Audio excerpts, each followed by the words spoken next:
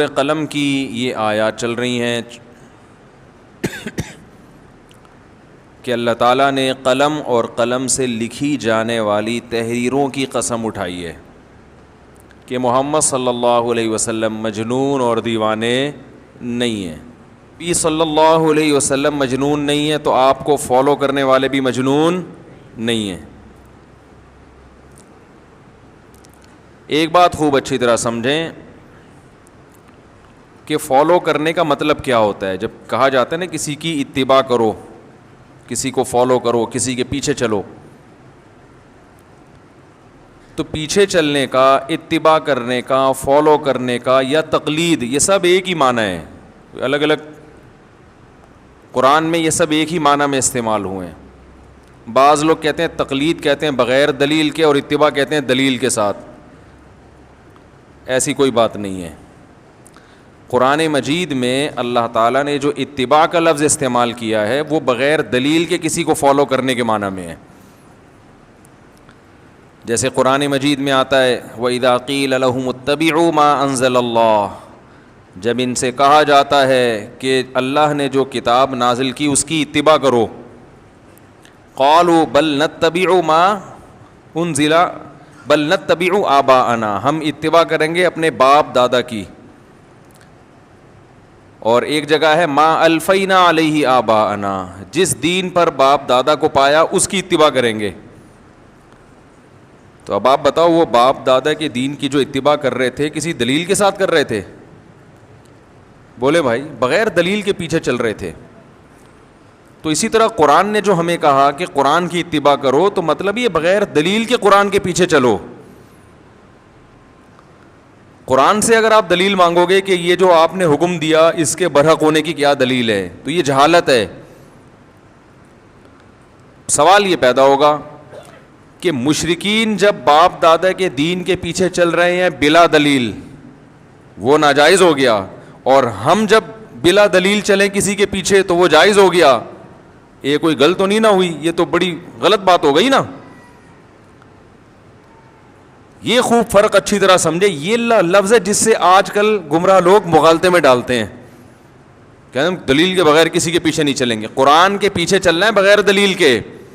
وجہ اس کی یہ ہے کہ اندھی تقلید یا اندھی اتباع اسے کہتے ہیں کہ جس کا برحق ہونا دلیل سے ثابت ہو جائے پھر اس سے دوبارہ دلیل مانگنا, یہ جہالت ہے.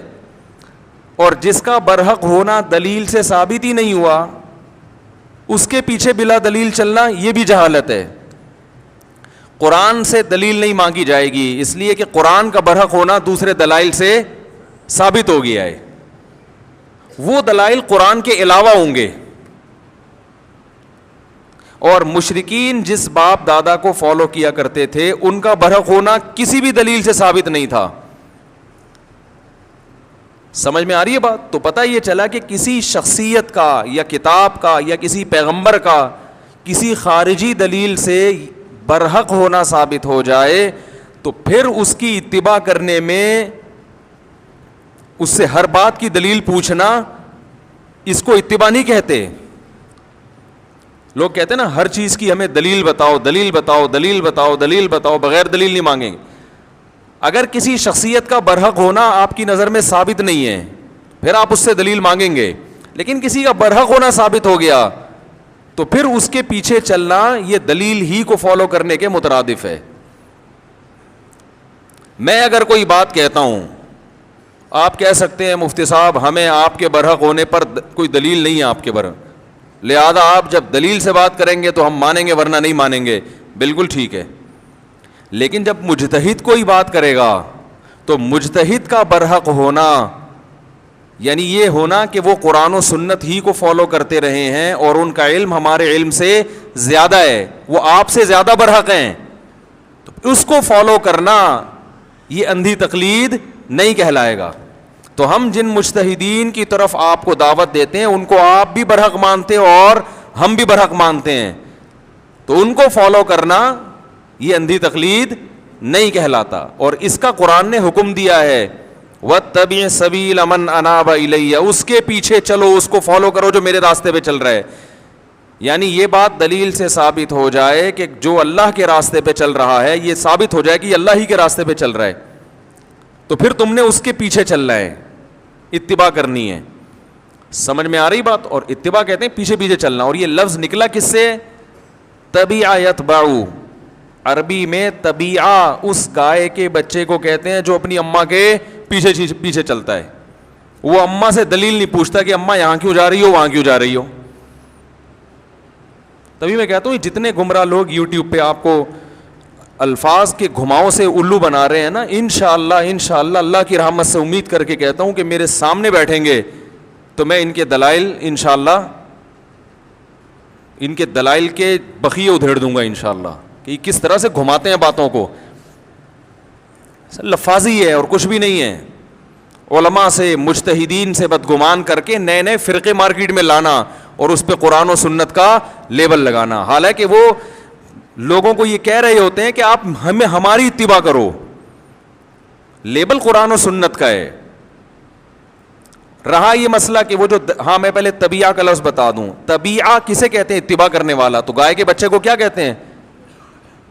تبیع کہتے ہیں, کیونکہ وہ اپنی ماں کے پیچھے پیچھے چلتا ہے. تو گائے کا بچہ اپنی ماں کے پیچھے جب چلتا ہے تو ماں سے دلیل نہیں پوچھتا, ماں سے دلیل نہیں پوچھتا, اس لیے کہ اس کو اپنی ماں کے برحق ہونے کا یقین ہے کہ میری ماں میری خیر خواہ ہے, میری بدخواہ نہیں, مجھے کنویں میں نہیں گرائے گی, مجھے گٹر میں نہیں گرائے گی, جہاں جہاں جا رہی ہے میرے لیے وہیں جانا زیادہ بہتر ہے.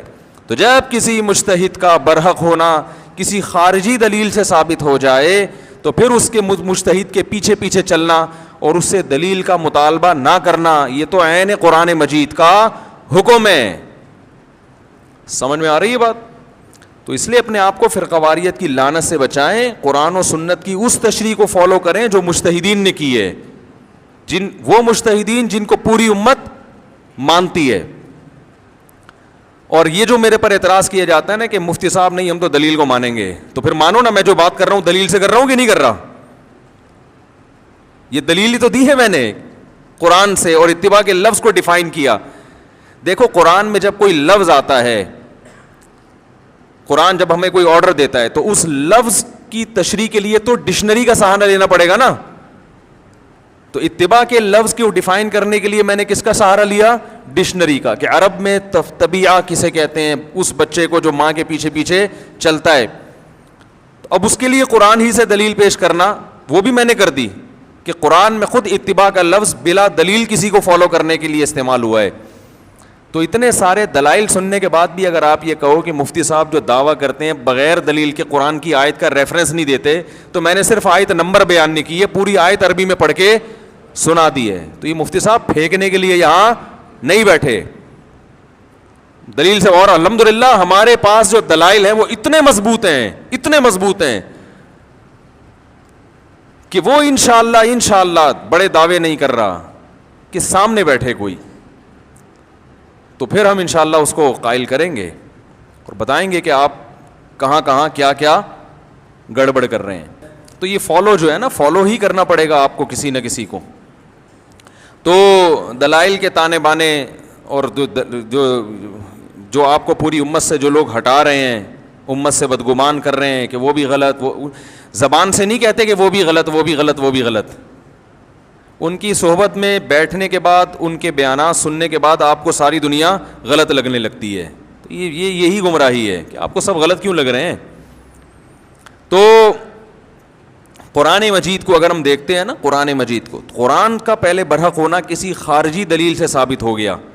اب قرآن کا برحق ہونا قرآن سے ہم ثابت نہیں کریں گے. دیکھو جو دعویٰ ہوتا ہے نا, اسی دعوے کو دلیل بنانا جائز نہیں ہے. دلیل ہمیشہ اس دعوے سے الگ ہوتی ہے. آپ اگر کسی غیر مسلم سے کہیں کہ یہ قرآن اللہ کی کتاب ہے اور یہ برحق ہے, غیر مسلم کہے گا میں نہیں مانتا, اس کی دلیل دو. ہم دلیل میں دیں, اس قرآن میں لکھا ہے لا ریب فیہ, اس کے اللہ کی طرف سے ہونے میں کوئی شبہ نہیں ہے, تو یہ دلیل دینا ٹھیک ہوگا؟ دلیل ہمیشہ دعوے سے ہٹ کر. اب اس کو بھی لوگ کہتے ہیں عقلی باتوں میں گھماتے ہیں, عقلی باتوں, تو بات تو وہی ہوتی ہے جو عقل کی ہو. کیا خیال ہے؟ قرآن بھی تو عقل سے دلائل دیتا ہے نا. کتنے دلائل قرآن میں عقل کے دیے ہیں. عقل ہوگی تو سب چیزیں سمجھ میں آئیں گی, عقل نہیں ہے تو کچھ سمجھ میں نہیں آئے. قرآن میں عقلی دلائل زیادہ ہیں. ام خلقوا من غیر شیء ام هم الخالقون, خود سے بنے ہو یا تم نے خود اپنے آپ کو بنایا ہے. عقل استعمال کرو. عقل جب استعمال کرو گے تو آپ کہو گے یار نہ تو ہم اتفاق سے وجود میں آ سکتے ہیں ایسی چیز, اور نہ ہم نے خود اپنے آپ کو بنایا ہے. عقل کہتی ہے بھائی کوئی تیسری چیز ہے, کوئی تیسری ذات ہے جو مخلوق سے ہٹ کر ہے, جس نے ہمیں بنایا. تو یہ عقل سے پتہ چلے گا نا. اب مشرکین کہیں قرآن بھی عقل سے باتیں کر رہے ہیں, عقل کی باتیں کر رہے ہیں, قرآن بھی عقل کی, یہ تو عقلی لحاظ سے گھما رہے ہیں. تو عقل ہوگی تو ساری چیزیں سمجھ میں آئیں گی, عقل ہی نہیں ہے کچھ بھی سمجھ میں نہیں آئے گا. تو